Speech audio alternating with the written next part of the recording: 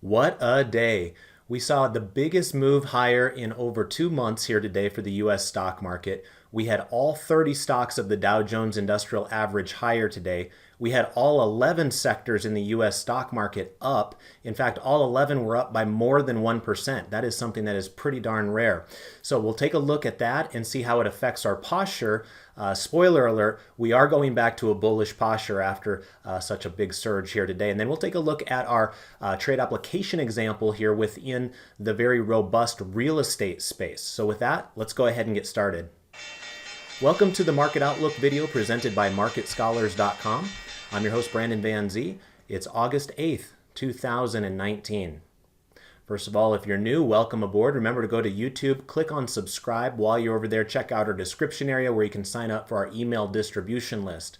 In addition to that, we have a heavy presence on Twitter. We would encourage you to follow us there. My handle is @BrandonVanZee. And thank you to everybody who clicks like and retweet on these Market Outlook related posts. That helps David and I know that you want us to continue these videos. Lastly, we do have a presence on Facebook. Feel free to join our group at the web address embedded in the logo in front of you. All right, let's go ahead and dive into the charts.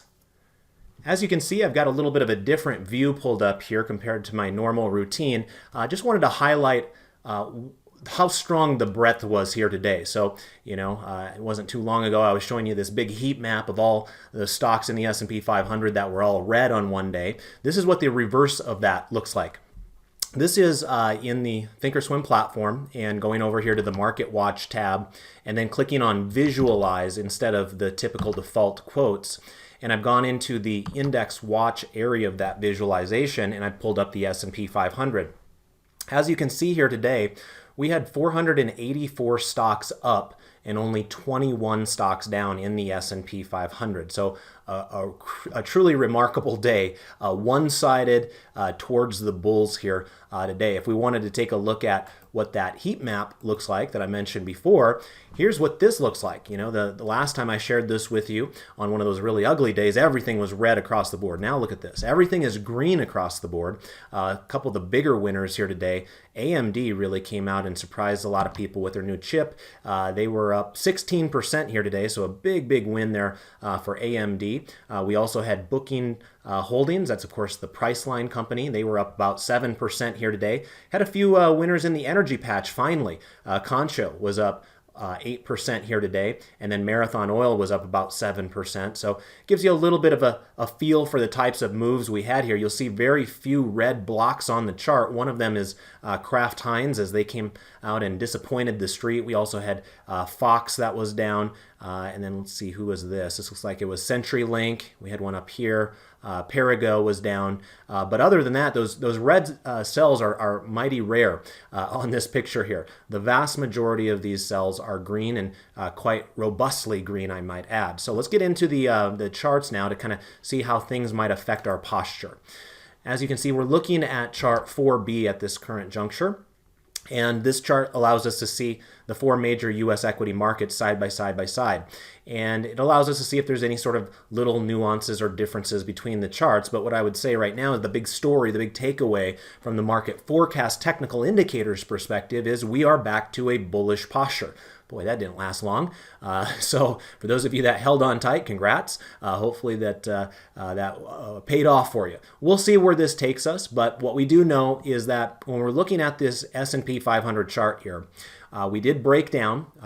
We broke down enough to change that posture back to bearish from bullish. So think of that as kind of the storm clouds that were starting to accumulate in the sky. We didn't know if there was actually going to be a nasty tornado or another type of storm on the horizon, or whether there was just going to be clouds and they were going to be blown away by the wind. Right now, after the last couple of days of trading, it appears like those clouds are going to be blown out and we're back to a bullish posture. That light green background color of the chart there reminds us that that green line on the market forecast, remember the market forecast is just a technical indicator like any other technical indicator. You can find it specifically on the Thinkorswim platform or other TD Ameritrade related resources, but it turns to a weekly bullish posture like it is right now when that green line stops going down and then reverses course and goes back up.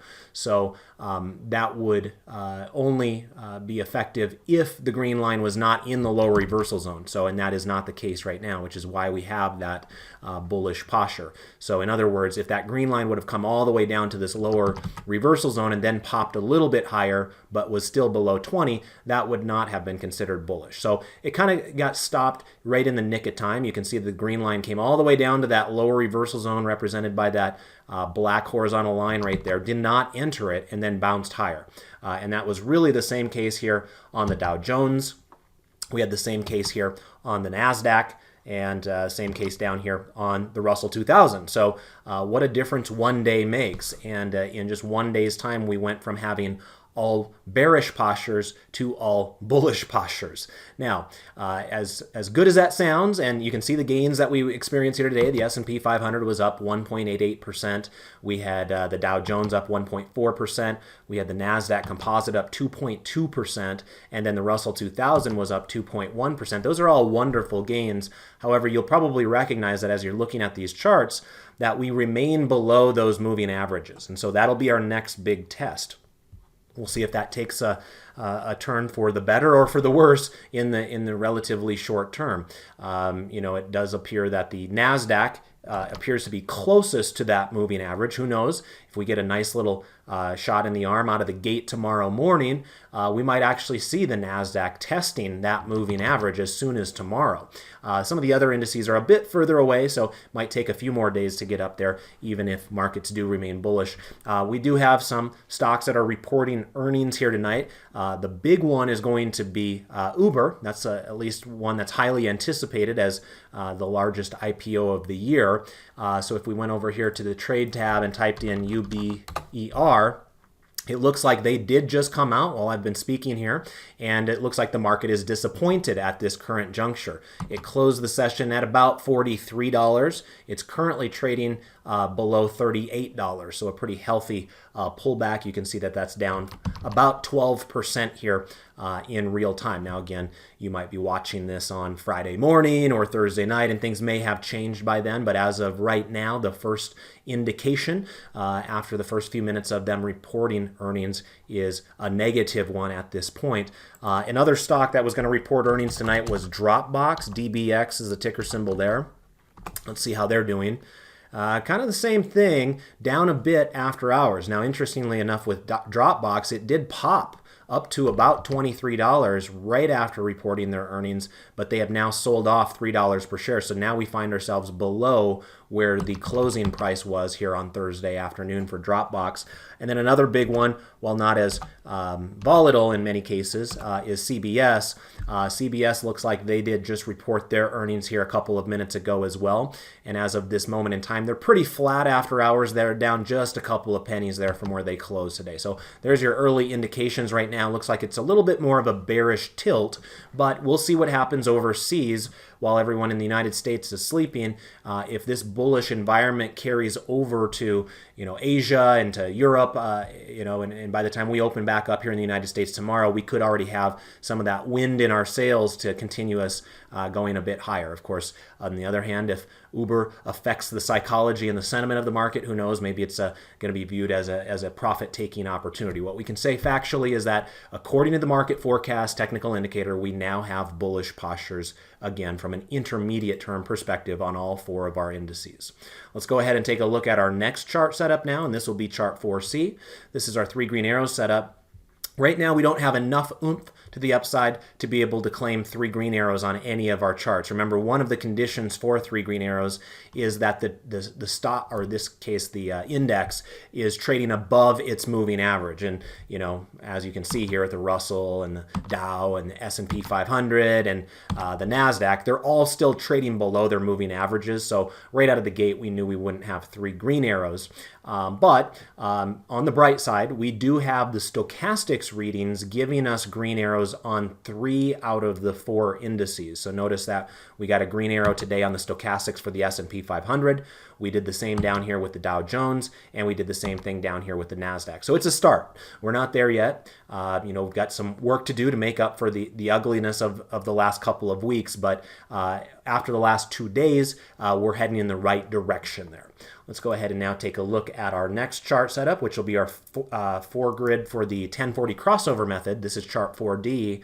And it's interesting because on Tuesday when I did this video, I was mentioning that as long as there wasn't some sort of a big move higher throughout the rest of the week, that the Russell 2000 may end up with a death cross. Well, I guess somebody was listening. We've had a big move in the last 2 days. And as you can see, the Russell 2000 has now unwound that death cross. We remain in a golden cross at this current juncture because of that rally. And that's pretty rare. You need a very strong rally, which is exactly what we got today. But, I do want to remind folks there's still one more day left. So as much fun as today was, for those of you that might be long, remember that what the market giveth, the market can taketh away as well. And you just never know what might come up and bite you here tomorrow. So be vigilant there. But as you can see, when I maximize this chart, we had enough of a push up. And look at that long lower shadow on a weekly candle there with the Russell 2000. Remember, when you're looking for near-term and even intermediate bottoms in the marketplace, a lot of folks like to look for those long lower shadows because it gives you a sign of bullishness there. And we are receiving that here on the Russell 2000. Note that because of that rally higher, it was enough to have that orange line push back up above the blue line. And remember, you can also use this MACD2 lines down below here as well. Remember, when we looked at this on Tuesday, that black line was down here below the pink line.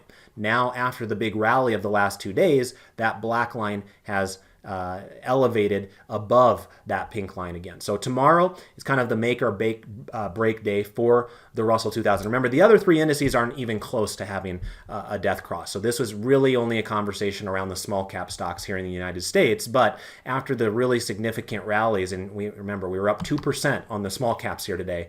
We'll just have to see until tomorrow whether we officially end the week with a crossover or whether we get saved by the bell, which is what is currently the case with the Russell 2000. Let's go ahead and now take a look at our 12 grids, starting with chart 4E. This will be our intermarket analysis 12 grid, and as a reminder, when we're looking at this, the background color will tell us whether we have a bullish or bearish posture using the intermediate line on the market forecast technical indicator. So as you can see, the VIX really fell in a big way today. It was down 13%. Remember, when I was doing this video just 2 days ago, the VIX was just a hair above 20. Right now, we have fallen below 17. So remember, the VIX is notorious for popping very dramatically and then immediately giving back those gains. And so that is kind of playing out the way it typically has here in the last 3 or 4 sessions as well. You can see that Treasury yields were up today, and that is a little bit of a change of pace. However, I think a lot of people are a bit surprised at this point that Treasury yields haven't moved more aggressively. After such a massive move lower, I have a feeling that a lot of people that expected a reversion to the mean type of a bounce were expecting more than a 1.9% move. So maybe we just need to be more patient with that, or maybe it's just not meant to be. Maybe there is a true race to the bottom in interest rates around the globe, and the United States will get caught up in what Japan did a couple of decades ago, what Germany's been doing over the last year, and everybody goes to zero or negative rates in some cases. So while there was a little bit of a pop there in the Treasury yields, and bonds kind of pulled back a little bit, and even that is debatable. Yes, we're well off of yesterday's highs, but it was not a major reversion type of a move here. So I want to keep my eye on that. That's a little bit suspicious there. You'll notice that gold continues to be robust. We talked about that 2 days ago as well, and it's continued to surge. Now, there's been a lot of commentary out there that suggests perhaps gold has gone a little bit too far, too fast. We'll have to see if it deserves a little bit of a breather, but right now you can see it's been in that nice upward trajectory there. If it does come back, perhaps look to reload if it looks like it's going to bounce off of that 30-day moving average like it did just back here on August 1st. The dollar was up a little bit here today, but remains with a bearish overall posture at this current juncture, which is a little bit in conflict with the fact that it's up above a rising moving average. So kind of opposing thoughts there with the dollar right now. Ag commodities were up nicely today, up 0.71%. And then one of the bigger stories was crude oil. Now, crude oil's been in the doghouse for quite some time. So, a 4% move higher is not the biggest deal in the world, but I did notice that a lot of the energy stocks were some of the leaders of the market today. I mentioned that earlier when we were looking at Concho and a few of those others, Marathon. So that was good to see because energy stocks have truly been limping along here recently, and it'd be nice to get them back to health a little bit if we want to have a nice, robust market. Also notice that the REITs had a beautiful day here. We'll talk about that in our trade application a little bit later, but this is VNQ. This is the Vanguard ETF that tracks REITs. It was up 1.76% today, closing at the highs of the session and up here approaching some of those high levels, which are all-time high levels of just a month or so ago. So really good strength there out of some of those interest rate sensitive areas. Let's go ahead and take a look at the foreign markets now. This is chart 4F. And as we pull this up here, we can see that things look a little bit better than they did a couple of days ago because we have more charts that are green. Remember, 2 days ago, really it was only EIS that had any semblance of bullishness where it was trading above that moving average. Today, things look a little better. We haven't regained the moving averages on these three other charts, but at least we've regained bullish postures. So had a nice 2-day rally in Brazil. We had a nice 2-day rally off of an oversold cluster there in Canada, and we had a nice 3-day rally here in Japan. So those three kind of join Israel right now as some of the stronger areas of the market. The other charts look pretty ugly still. Yes, we were mostly up on most of these charts here today, but a lot of them lagged what happened in the United States. As I mentioned before, the United States had all of their sectors up over 1%. So it was the consistency of the move today that was truly impressive. You're going to look at a few of these, like even Japan was only up 0.7%. China was only up 0.8%. India was up over 2%, but they were kind of an exception to the rule there as really big outperformance. Otherwise, it was pretty mundane for many of these foreign markets. Where the real action was today was in the United States. Going back now over to chart 4G, as mentioned before, the S&P 500 was up 1.88% today, but look at this consistency. The financials were up 1.9%. The communications were up 2%. The technology stocks were up 2.4%. Discretionary up 1.9%. Industrials up 1.7%. Materials up 1.9%. There's your energy that I was talking about before. They really had a snapback rally. They were up almost 3% on the whole. We had healthcare up 1.3%. We had staples up 1.3%. Utilities are up over 1%. And then real estate was up 1.5%. So you saw a theme there. Every single one of those 11 charts were up more than 1% today. That is a truly strong market. That's excellent breadth across the board. Remember, that wasn't necessarily the case as recently as just a week ago. So we'll see if this leads us higher or not. What I can tell you is that the charts look a lot more firm today than they did just a couple of days ago. Note that there's only 3 pink charts left on the board. That's your communications, technology, and energy stocks. All the other charts have now turned green. Again, real estate really stands out to me. This is XLRE, so this is not the Vanguard product, but this is the Select Sector Spiders product. But it shows us the same thing, which is we close at the high of the session on XLRE today, and we are testing prior all-time highs that were set here on June 20th. And if we have just one more good day tomorrow, we'll be hitting all-time highs in real estate. Notice that real estate also has an upward trending moving average. So note that out of all the 11 other charts on this board, none of them have a green moving average tip.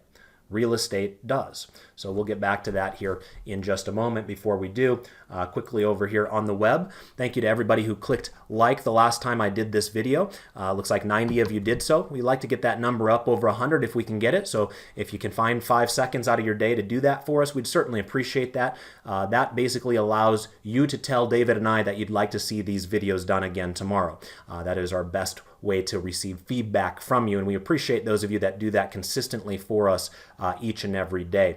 Also, earlier today, I did teach a question and answer session class, and so we talked about stocks like People's Bank, Iron Mountain, Bank OZK, AbbVie, Walgreens, Boeing, Netflix, and Disney. So if those stocks are of interest to you and you are a premium member of Market Scholars, feel free to go check out that recorded presentation there. Remember, David will be teaching his technical analysis class tomorrow and his Q&A session on Thursday after he was gone last week. So for those of you that have been missing your opportunities to converse with David Settle, those are your good opportunities there. Again, assuming you are a premium member of Market Scholars. Remember, we do have this available now up here on our services tab. If you want to check out our pricing, that's available for whether you're going with the monthly or the yearly subscription here. Remember, it's the yearly premium one that will give you access to the chart scripts that you see